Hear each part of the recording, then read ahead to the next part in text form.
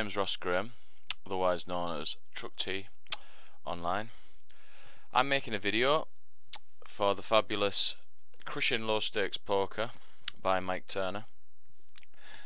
I am also a coach, as you can see on the screen now. It's my website, which is sngpokercoach.blogspot.co.uk. I've been playing poker now for about 7 years on and off. Played a lot of games. I'm a top 6 max player at PokerStars, and I've done instructor videos for Sit and Go Grinders, which is the top sit and go site. I'm offering coaching at the minute, charging an introductory fee of $30 per session, with a discount for block bookings, 5 hours for $125. Also my students will receive another instructor video free of charge after that 5 sessions. So for any booking or any questions, visit the website sngpokercoach.blogspot.co.uk. It'll also be in the book, or you can email me on sngpokercoach@hotmail.co.uk. That's great anyway. Right, let's crack on with the video. It's a 6 max sit and go on PokerStars, regular speed, and it's a $7 game.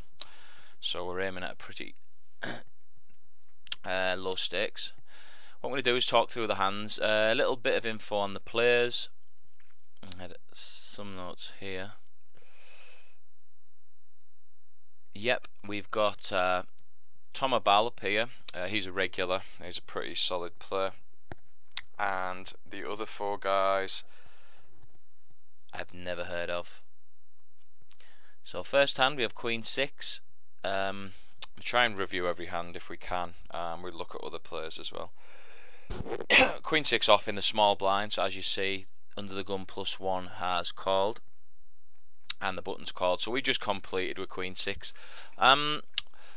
I don't mind completing here with something like Queen 6. I wouldn't get too attached to it. You know, you want to be hitting like 6-6 or Queen really before you be doing the great deal. Your Queen might be good, but now if this was something like Jack 2 or something, I don't mind just folding. But Queen 6, I guess it's not the worst kicker in the world, and we're going 4-handed.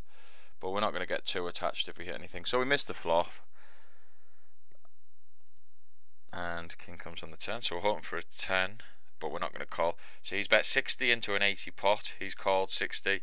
Obviously, if we hit a 10, we're pretty much golden, but we're just going to fold. We're not going to call the bet. It's just a bit too big to call for a gut shot. So just fold that. Don't get too attached to gut shots and things. These guys should really be raising. You shouldn't be limping that often at this level, especially not in early position. Don't mind a limp behind with a big hand here. Sorry, not a big hand, like a hand which flops well, like 7-6 suited or Jack 10 suited or something. But in general, you don't want to be limping like Vorga's done. So all of a sudden we've kind of got a showdown of the hands. We can make a few notes on that first hand. Limps with King 10. He's limping with 4-2, so that kind of tells me that he's going to be playing a lot of hands, especially if he's playing King 2. So he's called again there. So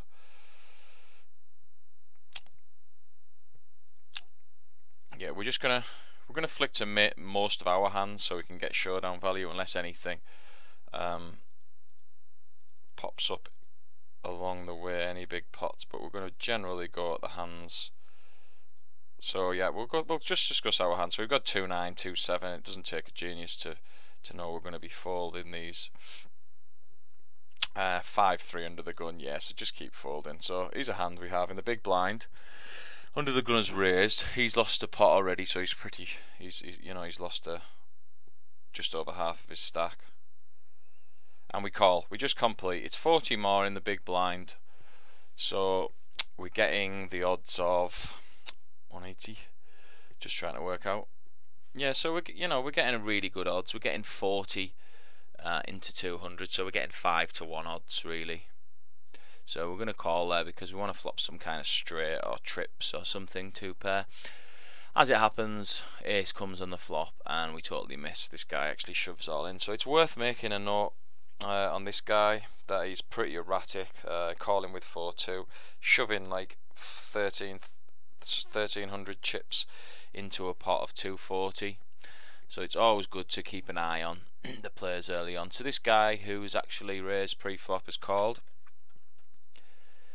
And he actually shoved with aces, which is pretty peculiar, especially at the low stakes, when actually a lot of the time people underplay the hands. You find at these stakes generally people will just check there.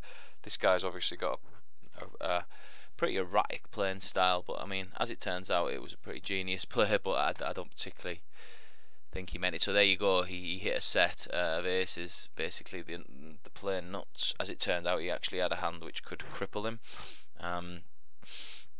So yeah, make another note. I would definitely. Yeah, it's always important to make notes on your players, especially if you're playing games regularly. I always like to keep a big back catalogue of notes. Yeah, so we've lost a player, so we're down to 5. Losing a player, we're still early on. We're not going to, even with losing a player, we're not going to get too aggressive. In the early stages, we want to be playing really tight, reasonably tight, just playing position.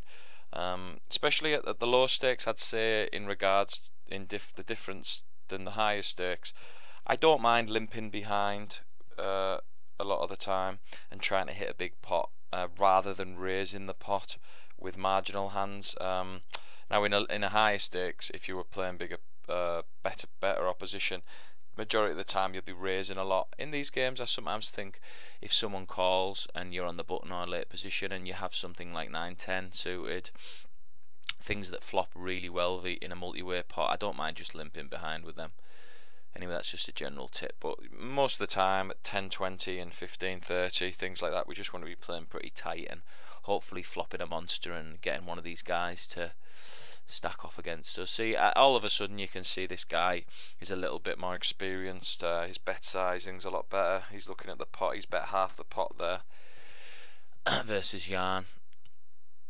And I would imagine he has something. I can't imagine him betting into Jan without anything. It just seems a bit weird, seeing as how Jan has started off playing. So he's checked here and checked behind, and he's bet on the river. Tomabar, so he's bet again, half the pot. I'm assuming he's probably going to... Oh no, he got a fold, so I would imagine he had something there. Possibly something like Jack 10, Queen 10 or something. Couldn't see him betting into Jan with nothing. So Jack 2 on the button. We're just going to fold there.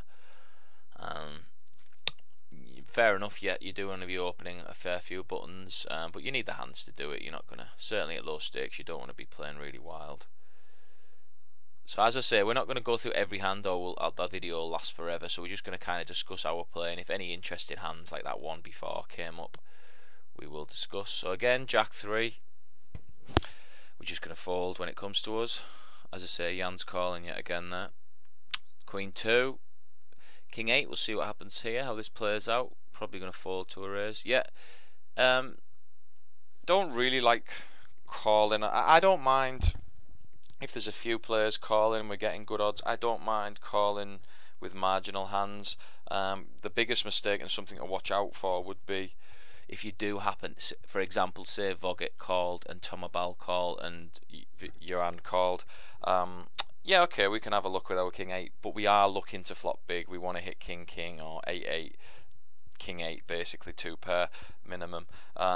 If you hit your King, nothing wrong with maybe calling 1 bet or having a little stab at it, but basically you don't want to be getting too attached. You're not calling to hit that, you're calling because you've got good odds and you want to flop a monster. So the tip is just make sure if you do make calls from the blinds with marginal hands, don't get too attached to 1 paired hands and things like that, because a lot of the times you are actually outkicked.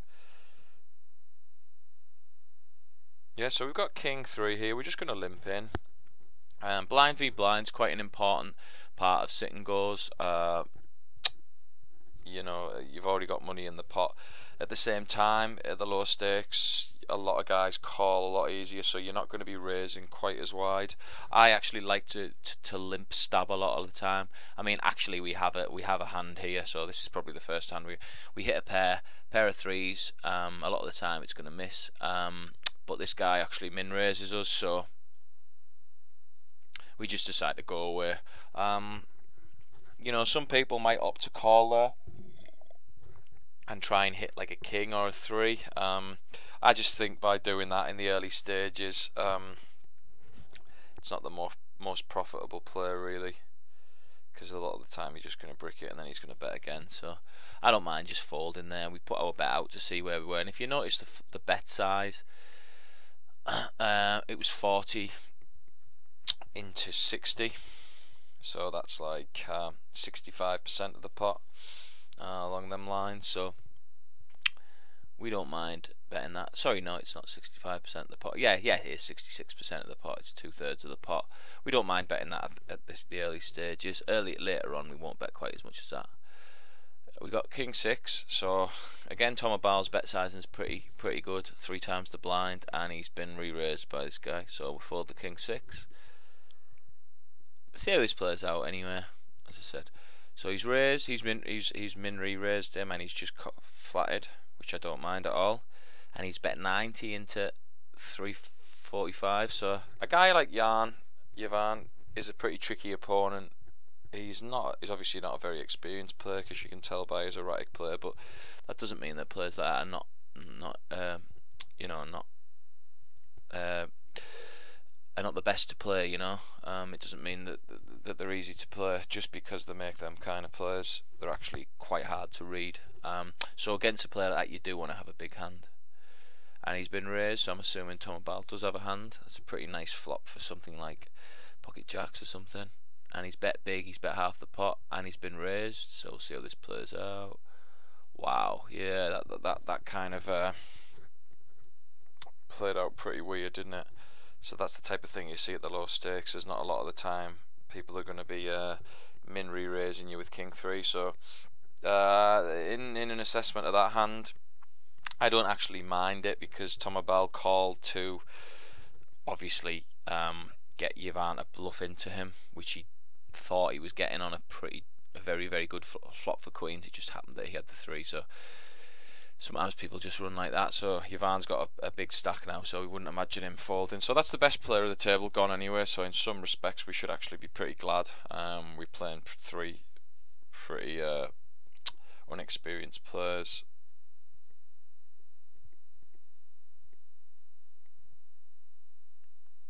So we're going to play our first proper pot, heads up with Jan. So we hit a good shot, so we're just going to call. Obviously any jack and any 6 gives us a straight.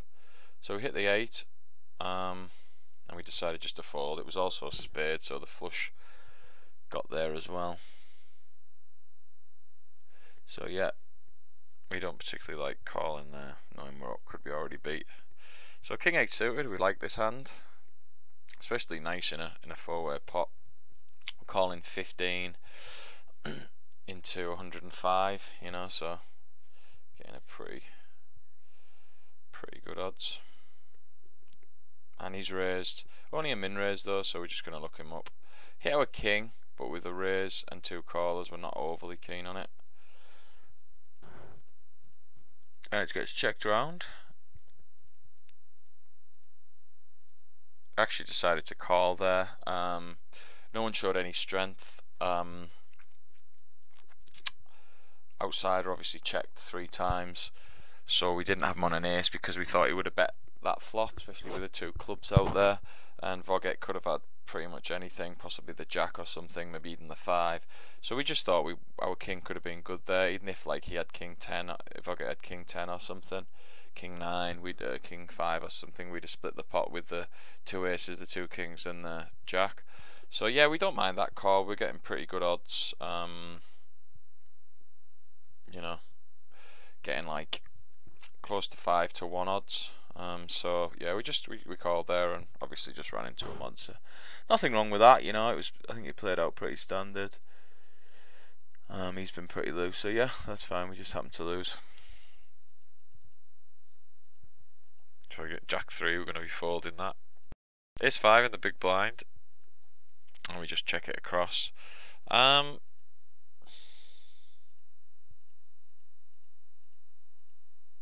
Yeah, this hand, you've got 2 options really on this flop. I actually don't mind a lead out V1 player just to kind of to get some thin value. But you can also check and let him bet into you a few times if you think he's a bluffer. I just thought I was going to try and get as much value. So the reason for the check on the river was just pot control. Now, for example, if I'd led out there and then I bet again, I thought 10 was a pretty safe card. Now, if he bets a really big bet here, or like a value bet of something like 250, chances are I'd probably fold. I don't know that much about him. I mean, that'd have to just go on a read. He had only just limped in. It's certainly been a decision, but I just checked to call the river unless it was something ridiculous. And even then, I may have looked him up if he was bluffing. It's just a pretty standard spot for pot control, really. So we've got ace-9 on the button. We've made it 70. That's because I've lost a few chips. Now usually I would just make it 3 times the blinds at this level, but I've actually lost 300 chips. So generally, if I've lost chips or if I'm raising into someone who's lost chips, I'll make it less. It just keeps the pot smaller for when you have to fire bets on the turn and that type of thing. Just see if I can move this up a little bit and I can move along. Yeah, that's cool. So here we get 2 callers with our ace-9, and he just leads 2-10 into the pot, so we're just going to give that up. We've only got ace-high. We'll see how it plays out. And he leads 6-30 into the pot, and I'm assuming he'll just put them all in. No, he didn't actually. Okay, I don't know why he didn't just put them all in there. He wouldn't have actually got anything, but a lot of times this guy's going to be calling with a 10, so he should have just shoved the river there as well, especially with a 3, because that was actually a perfect card to give him 2 pair. But never mind, he's won a pretty big pot, so could be going 3-handed shortly.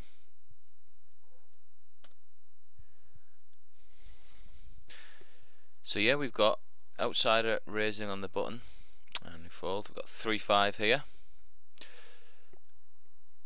and the flop comes down. Pretty nothing for us, and Yvan bets, and we just pass. So here we go, we've got 5s. As again, we've made it a little bit less than the 3 times the blind. We made it to 75 this time because we are in the blinds with the pocket 5s. And he folds. 5s, 2 hands on the trot. 75. And we get 2 callers. This was just a bit of a field play. As you can see on the hands before, outsider's just leading out a lot. He's betting a lot of flops. We probably looked at our poker tracker as well and realised that he was just leading out onto a lot of flops. So as it was, there was the 112 plus the 225, so that's 337 in the pot. We figured our 5s are going to be good majority of the time, so we decided to shove and we take it down. If there was another overcard there, we probably wouldn't have done that. I just went on a read that he didn't have a 10 and thought our 5s were golden. If he has some kind of draw, he's going to be calling when he's not getting the odds. So that was more just a read and going on player tendency. It's not something I'd do every single game, but yeah, well, it got through. So we've got king 7 under the gun, so we fold. Ace-9, no need to massively raise here. We haven't got that many chips. Well, in comparison, we haven't. And these guys are pretty lively, so whatever we make it, even if we made it something like 250, 300, which we would never do, I'm assuming these guys are just going to call. We're out of position with ace-9, so we don't particularly like it. Actually hit our ace. Again, you'll see us lead out. That's mainly down to the fact that these guys call a lot of hands, so we're actually just trying to get value with our lead. So again, so the king came, which is I wouldn't say it's the best card in the world for us. So yeah, I mean, like straights got there, 2 pairs got there and things, king jack and stuff, so we decided just to check to him again for pot control, if we start leading out. So he bets 50 on the turn, which as you've seen already, his betting patterns are pretty much all over, so it really is hard to get a definite read. But obviously he's betting 50 into 320, so we're getting like 7-8 to 1. So we're going to call. hopefully to improve on the river. It comes a 7, which is a pretty safe card. Now, although it's a safe card, if he bet pretty big here, I guess, you know, the king give us a decision.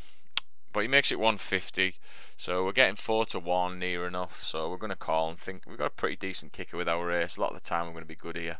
As it happens, he's got jacks. So the times we've made calls for these guys, we've actually had a very decent holding, and a lot of the times we're going to win. And with the king on the double ace board earlier, but he had quads then, which is just, you know, it's not going to happen very often. And this guy had a set of jacks there, so what not to do as well is limping jacks on the button there. As I said, we can't really explain this guy's play, but these are the guys you want to be playing against because they make the most mistakes. You can't really look at just the hands you lose. You just got to kind of play them optimally. So we've got king 4 queen 4 the button. Sorry, we're just going to fold, and queen 10. So yeah, we're happy to take a look.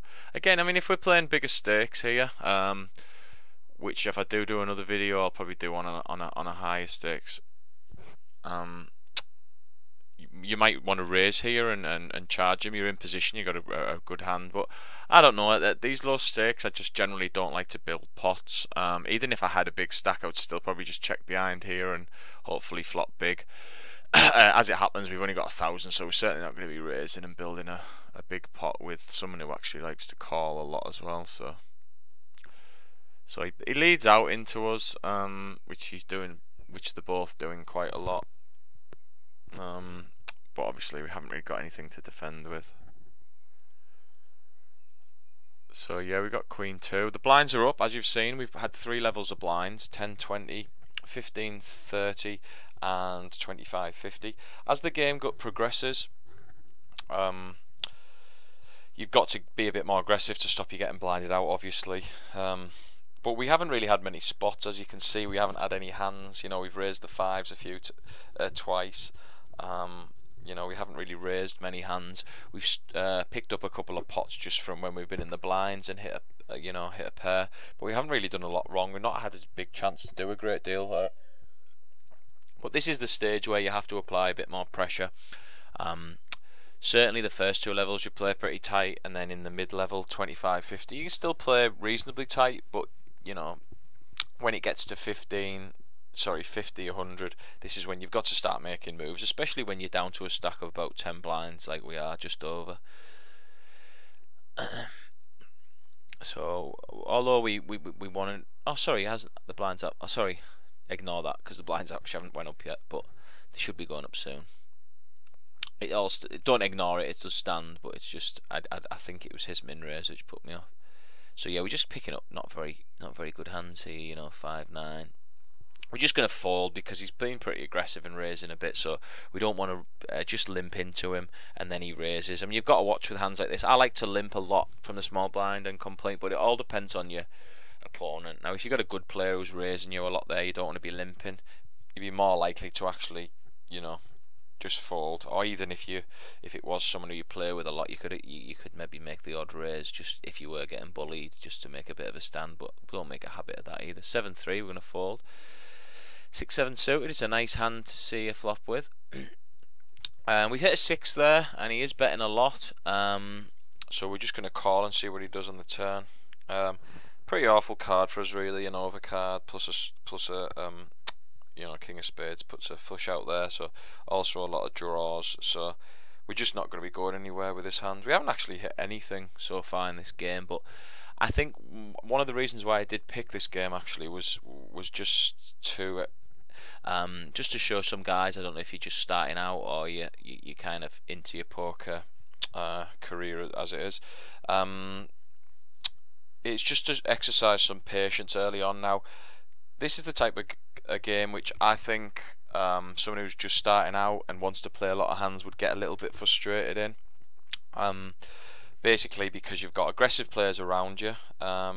We haven't had a hand and people are dropping like flies, so we're actually like well down on chips. So I always think beginning players tend to be a bit frustrated at this point and seem to get the chips in or make a lot of errors trying to, you know, catch up and, you know, he can have a hand every hand. He might have it. I'm going to make a bluff, or I'm going to make a shove here, or I'm going to, you know, I'm going to bet this flop and try and steal it. That's actually the worst thing you can do, especially v players like these guys who probably have a high percentage of calling. I think I can remember jotting down, if I just look at my notes. Yeah, these guys have got like a 56% pre-flop calling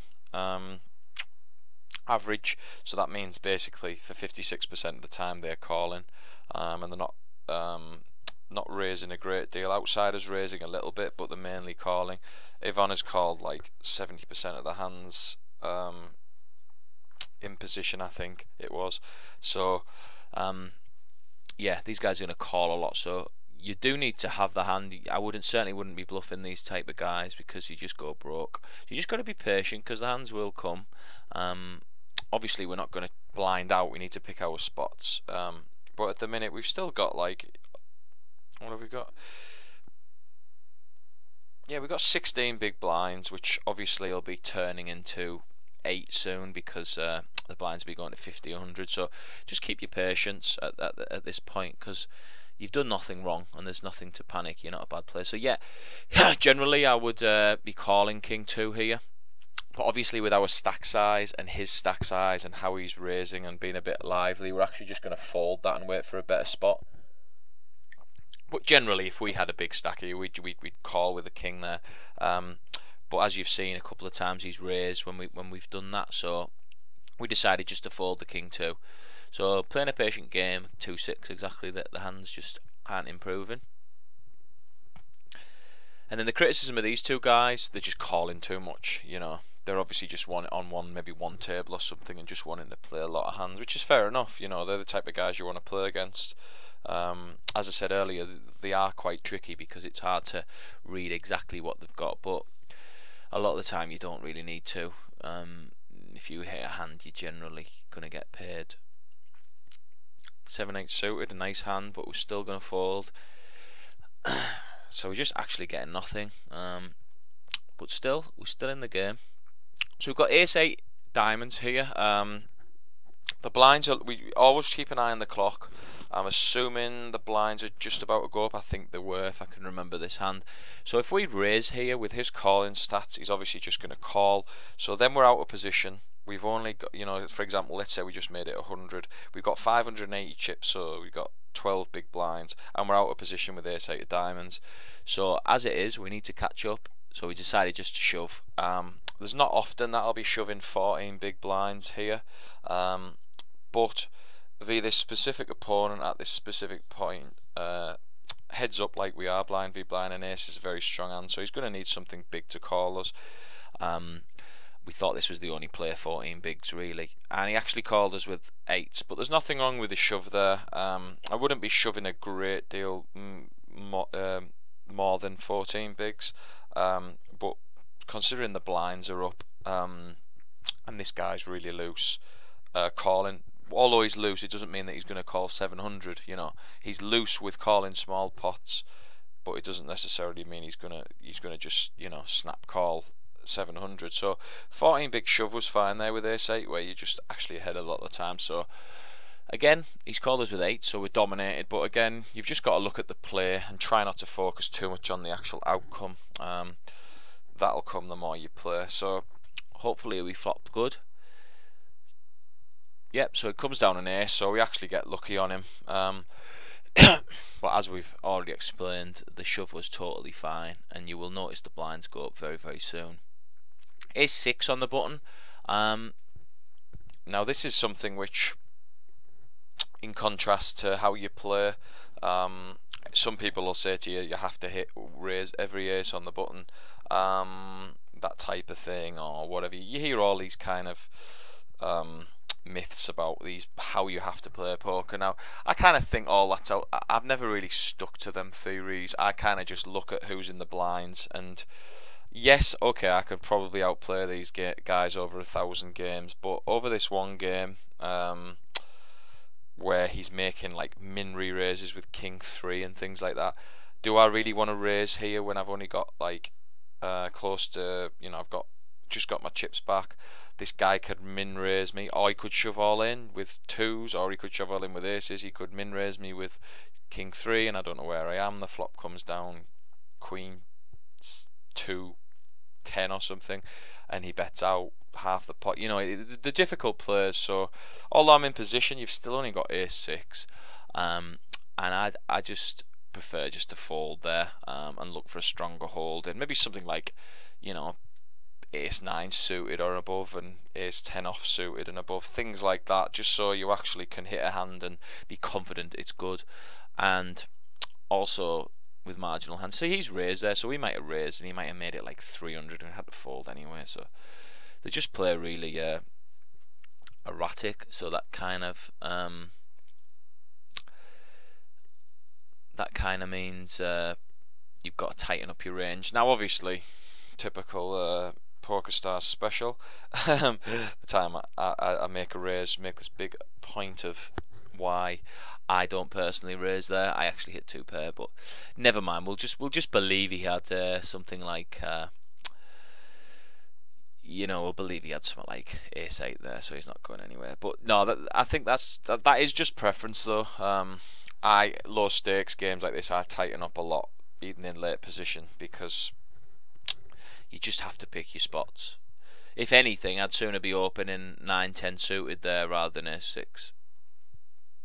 So 8-10 suited, perfect. Big blind hand. So he's min raised us, so we're going to have a look and see where we are. He's bet out there.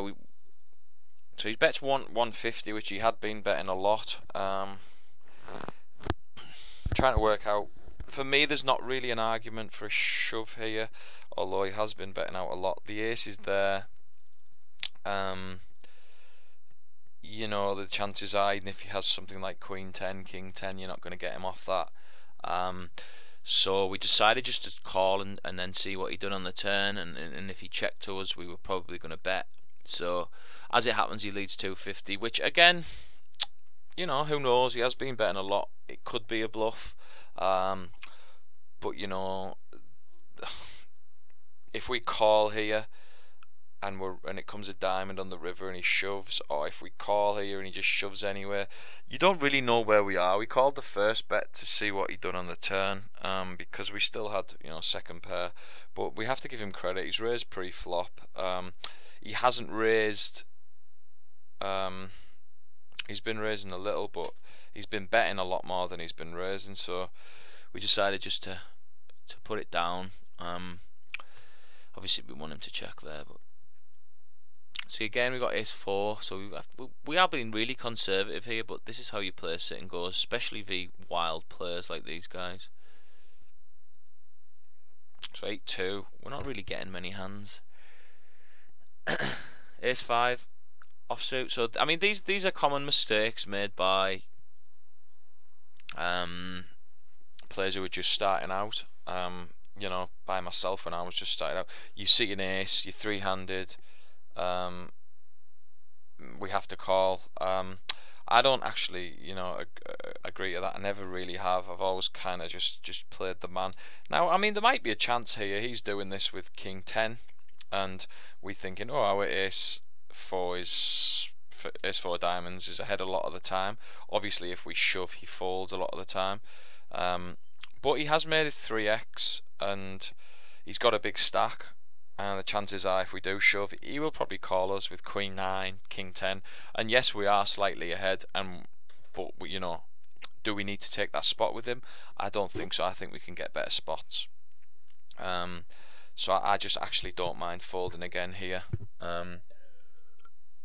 just because I think he's going to call. And let's be honest, a lot of the times he can have you know, he's going to have a hand he's raising the button, so he's probably might have ace 10 and we're going to be crushed. So you just got to look at these spots, and certainly don't be calling if you are going to, you know, if someone's raising every single button here and you're getting, you know, not sick of him, but you kind of seen through his play and he's showing down hands like 5-6 and things like this, and he's raising a hell of a lot.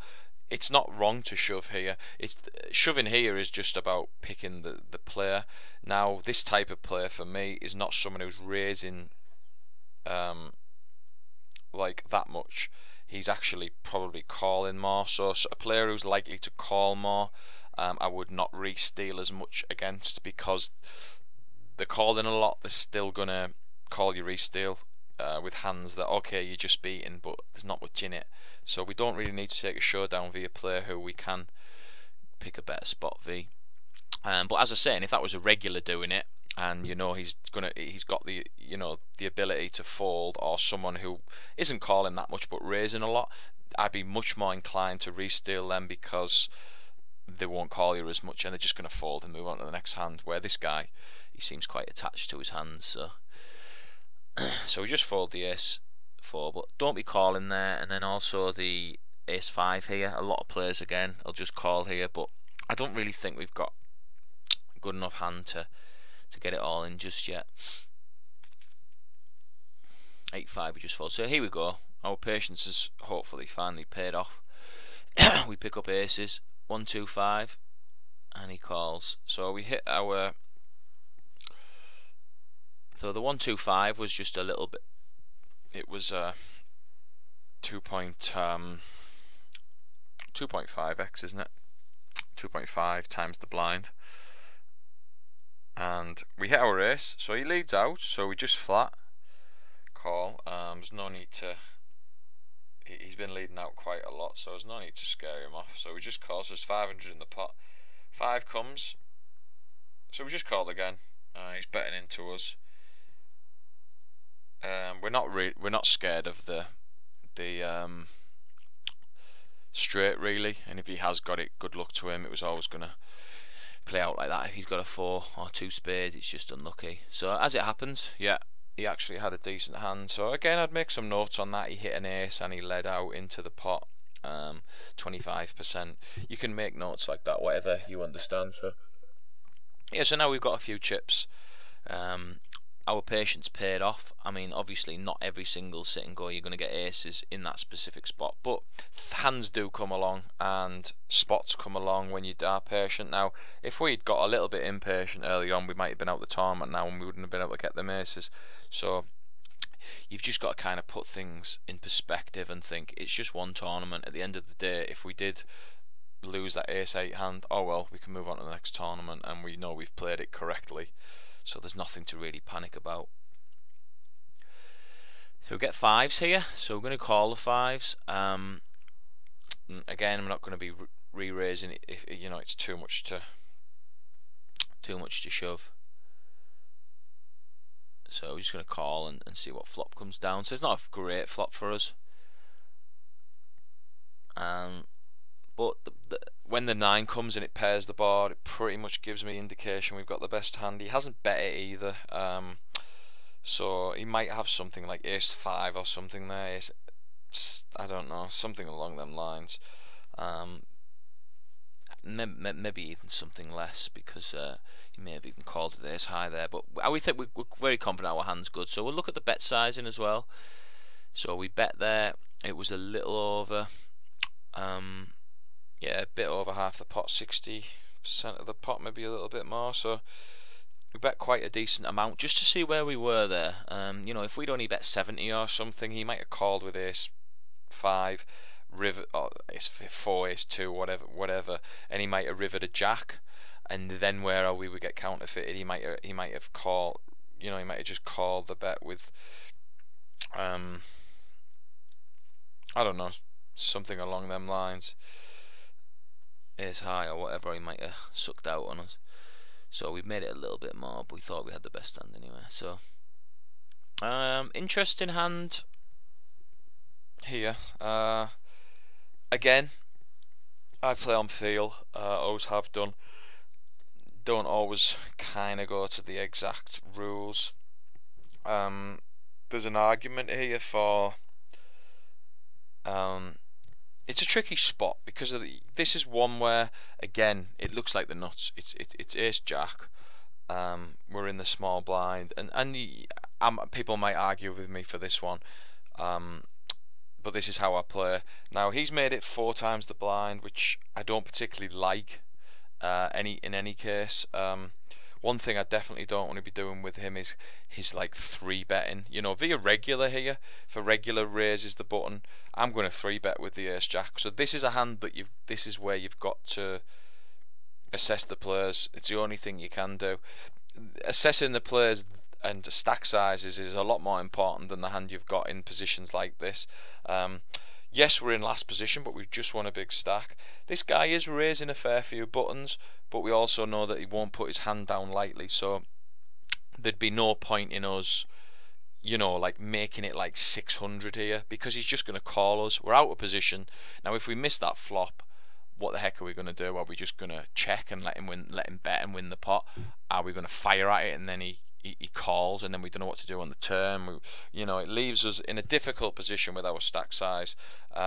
Also, the size of his raise has made it tricky, even trickier, because if we were thinking of 3-betting, which I'd never do via him unless without the absolute nuts, it just makes the pot huge and we end up stacking off. So I actually just decided we're out of position with the ace jack. There's no specific reason to call here because he's made it so much. There could be an argument for call, 175 call, but also then you don't know what outsider's going to do. So I actually just decided to put this down. Now another day I might look him up and just call that. I just thought the dynamics of this game was going that way. You certainly don't want to be shoving. The rule for shoving is generally you want to be let me think. Just trying to work out the theory for this. Yeah, so there's 275 in the pot. Now if we jammed, we'd only make 275. So you know, it's not really enough. I don't know. I just thought this hand, I just decided to fold it, and that's just a personal choice. Again, I fold the hand and I actually hit my ace. So yeah, so I mean that's just a decision, and what happens after that is irrelevant. I mean, obviously we would have hit our ace. He's leading out. He might have, you know, we might have had him beat, but we just decided to pass that hand via that specific opponent and the stack sizes. I mean, I don't particularly love calling out a position as well, but so yeah, I mean, it might be a little nitty, but it's kind of just playing the player really. So we pick up queens here, and we're just going to get it in.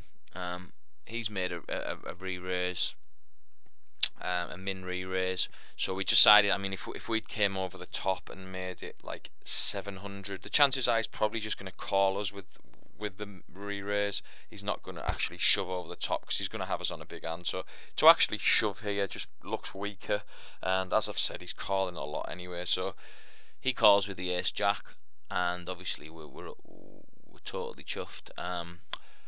And yeah, it holds. So again, you know, we could have got ourselves in a big pickle. The last hand we could have re-raised, and he could have shoved on us. We could have lost chips. So it's just about picking your spots and keeping patient, and you know, playing the player really in the chip stacks rather than making marginal plays. I treat a sit and go a lot of the time like a minefield. If you can keep out of them, like I mean, don't get me wrong. There's certain points where you need to take marginal, you know, a marginal flip. Like if you have to take a flip, or someone shoves in on you and you've got ace 2 or whatever, and you've only got 5. There's times that you need to make calls, but I just think there's certain spots, chip sizes, that you just don't really need to play. So queen 2, he actually gives us a walk, which is brilliant. So he's min raising, and he's just getting it all in. He's a bit impatient. You can see already he's up in all in probably the last 2 or 3. Sorry, 3 out of the last 4 hands. So Jack 8 suited. Again, I mean, I'm playing out this game a lot different So you can't watch this game and then go into a $30 game or $50 game, $100 game and do it. Now I would play majority of these hands totally different. The ace jack there, if it was raised by a regular, I'm going to 3-bet him. You know, 99 times out of 100, unless I have some ridiculous read or something. But via this specific players, I play a lot different. As you can see, I play a lot more conservative, pick my spots, stabbing at pots, betting to pick up pots when in position and things. Because they'll make the mistakes for you. So I would be raising this. You know, I've got a big stack. So if I'm against two players, I'm not just saying I wouldn't be raising against bad players, but I'm against two players who call a hell of a lot. This guy's shoving a hell of a lot at the minute, so I decide just to fold the jack 8. Now a majority of the time when I've got this stack, and I'm playing a little bit higher where players have I'm not saying have more understanding, but a bit more worried about the money. Now at the lower stakes, people aren't as bothered about the money, so you do generally have to tighten up. And as we've seen, these guys, he's at his end of his tether. He shoved all in majority of the last few hands, so we decided just to fold that. You know, look for a better hand. You know, so he's folding now. He's actually.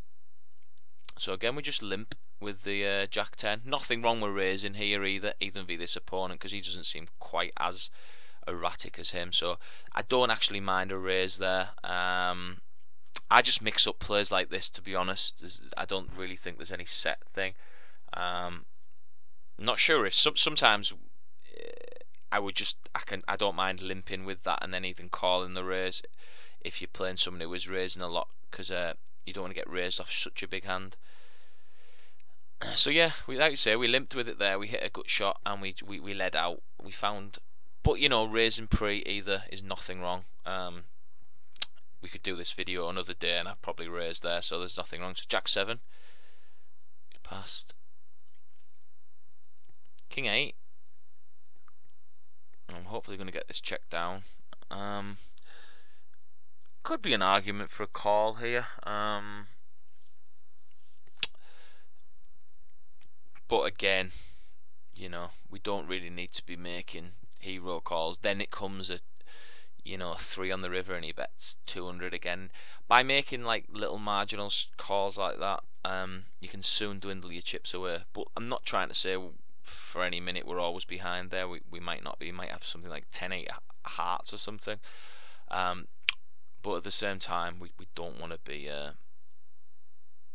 you know, too loose in that spot.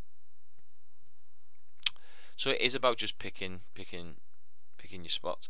See, a hand like this, for example, if I was playing you know, a bigger stake, be someone who isn't called in as much, or against a tight opponents, who don't necessarily need to be good opponents. It's not like I only raise.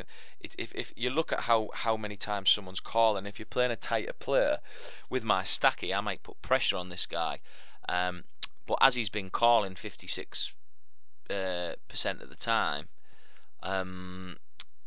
raising 4-2 isn't that appealing for me, just to win 100, because he's going to call me, you know, 56% of the time. So it's just not that profitable play, and then I might get myself into a pickle actually raise a continuation betting him. So Queen 4 again. We're just going to play pretty tight. We've got a good stack, although we want to put pressure on. We're not going to do anything stupid. Exactly, and he's folding quite a bit. So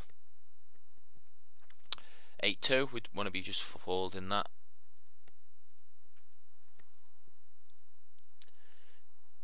So there we go.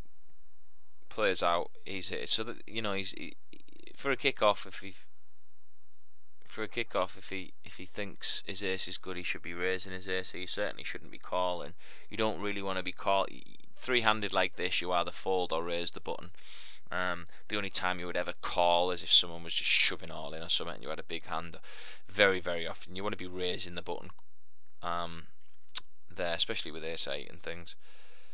So it comes down, he min raises him, and he just calls, and the 10 comes down. He's like putting little min bets out with stuff. So that's another reason why I didn't want to call the hand before, because he was playing pretty cute. So he makes a big bluff there. That little bet got him the bluff. So as you can, maybe that little bet got him the bluff, but it turns out he actually hits one of his 3 aces on the river and sucks out, which I'm actually quite glad about, because although he doesn't seem the best, he actually seems like he'll just give me his chips heads up. Possibly he seems like has a little bit more idea. I would imagine he's just going to go all in now. So he's actually livened up a little bit and he's raising, but we're not going to do anything daft. So 7-10, we're just going to get it all in. At this point, 7-10 a heart is a nice hand to shove blind v blind. You do want to be although he is a bit of a calling station, so you don't want to be shoving every hand. 7-10 of hearts is certainly a hand that which you don't mind shoving. Even if he calls, a lot of the time you're very live with your hearts, or your 7 or your 10. You know, if he calls with something like King 2 or something, you're not too far behind. Jack 2, he raises again. See again, I mean, another thing I'm making quite a few points of what not to do here and what a beginner might do. Now, he's raised quite a bit. I've done it myself, and you sat there and you're thinking, I've got the big stack here, I should be the one doing the raising, I should be the aggressor, you know, you're not going to push me about, get this big ego trip and call him there, hit your jack on the flop, he bets, you shove all in, and he turns over kings or something. Happens a lot of the time. Or he turns over queen jack and he outkicks you. Next minute you're down to 1400 and you're in a you're not too far further ahead of outsiders. So just to stop that happening, you don't need to be calling a lot, with Jack 2 and things. We've got King 6, we're just going to limp call again. So this time we're checked, we've hit 2 pair, we think we're pretty much golden. So hoping one of these guys is going to bet into us. So we get Queen comes, not a massive scare card. You could opt between betting and checking again there. We actually decided to make a biggish bet because we thought there's a possibility he's limped on the button with a queen, something like Queen 10, Queen Jack. So we decided if he is going to call, even if we made it 150, he's going to call 200. So yeah, going pretty well. Again, patience is good. We actually, apart from them 2 big hands, haven't had a hand, but he's doing this quite a lot now, so we'll certainly just keep an eye out for it. And if we do pick up any type of hand, I will shove all and won't be scared to put him under pressure, but I'm certainly not going to do it with the holdings that we've had. Let's have a look what happened there. Actually think that's just a misclick there. That should have just been all in. There's no way I'm raising and folding there, so that would have just been a misclick. That was just meant to be shove all in. Sometimes if you're playing a lot of tables, so Jack 9 off. Again with him ready to shove. Don't really want to be raising here because he's ready to shove. So if we do make it 220 at this stage, he's going to shove 620 and we're going to have to call, and the chances are we're going to be behind a lot of the time. So if he is shoving, so don't mind just folding here. Again, playing the players. So he's done that again. So again, you just got to keep your patience. Think with the chip stack we can pick our spots. He's certainly getting a bit more aggressive. So he doubles up, which again is not really good. We want to go heads up.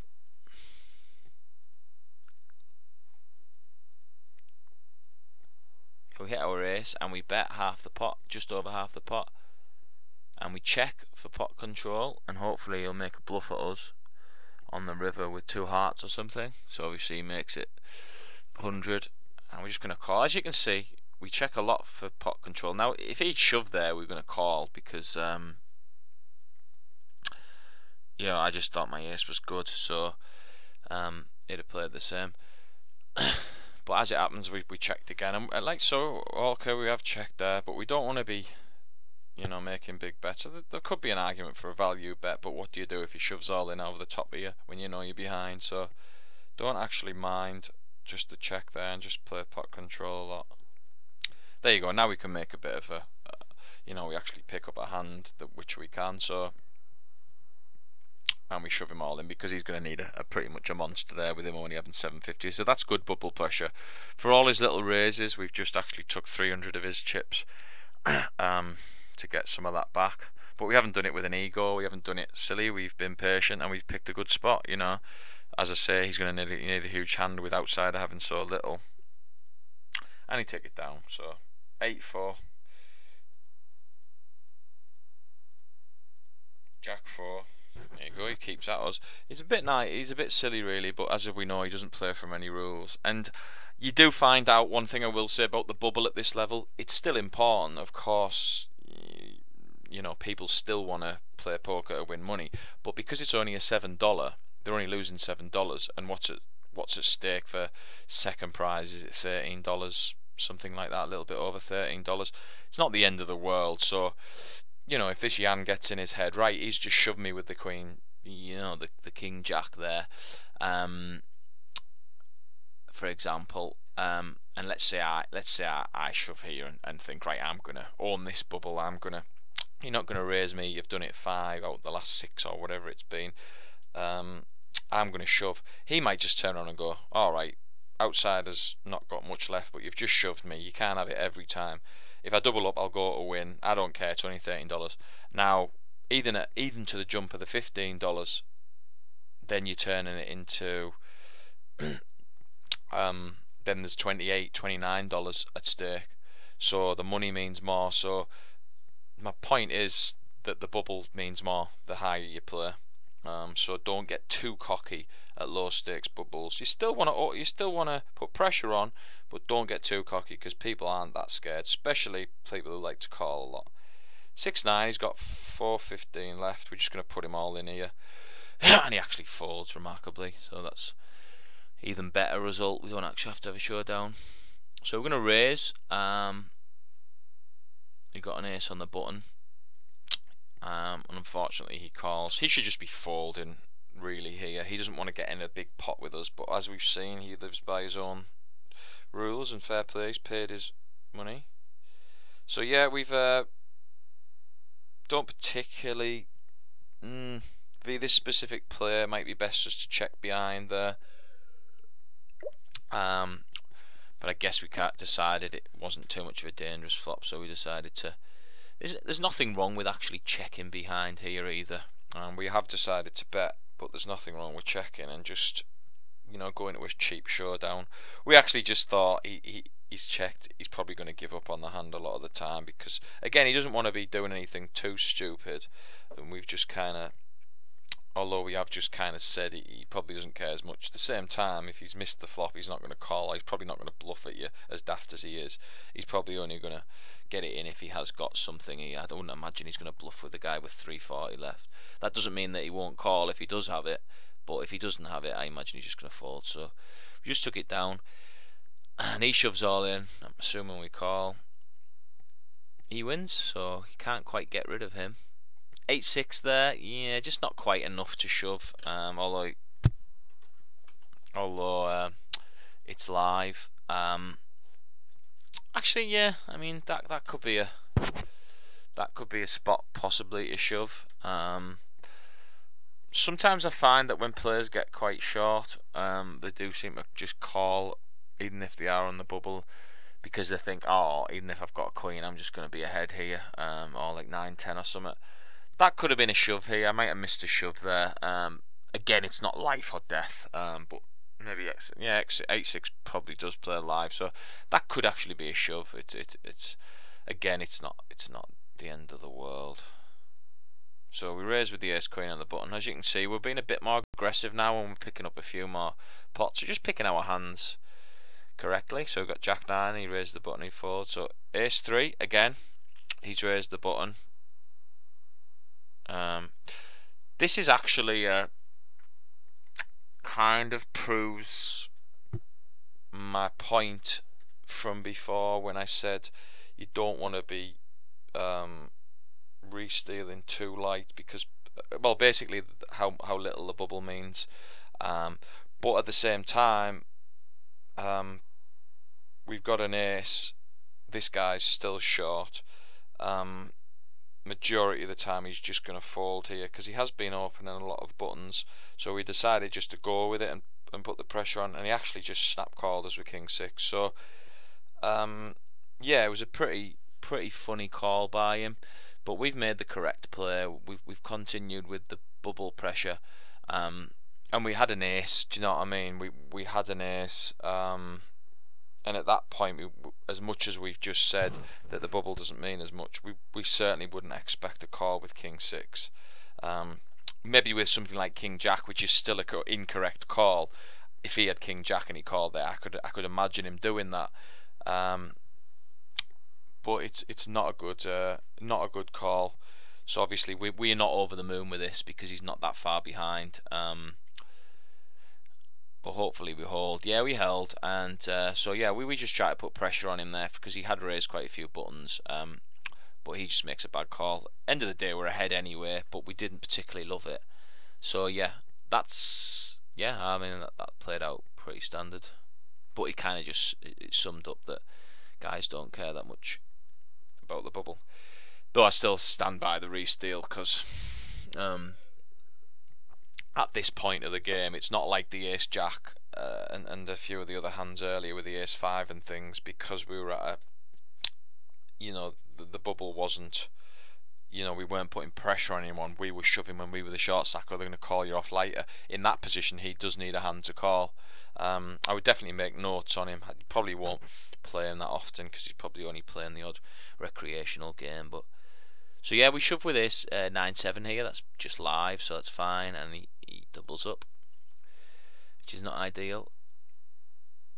So we make a min raise with the 8-7. Pretty much golden on that flop. Probably just wanted him to get it in there, maybe. Got everything under the sun. Queen 9. 4-8, we're just going to fold. Some argument for a shove here. I mean, this is kind of marginal spots which will come up in every single game. And there's certain things that you will do in game, and you'll just be, you know, possibly watching another table or whatever. There's an argument for a shove there. But again, we've just seen him call with the King 6 and things. So we just thought, we've got King High.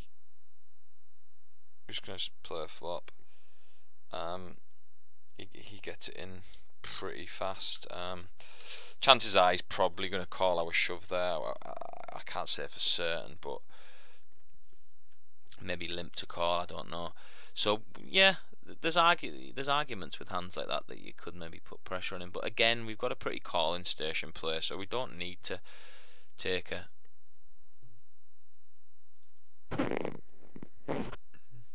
So shove Queen 9, that's totally fine. He folds. Pocket 4s, we were obviously going to shove pocket 4s if he limps, or call if he shoves.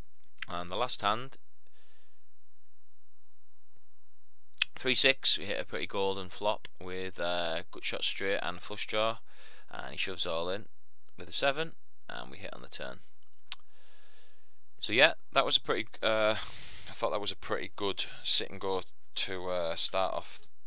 To put on Mike's video, because obviously it shows a lot of different attributes, patience being one of them.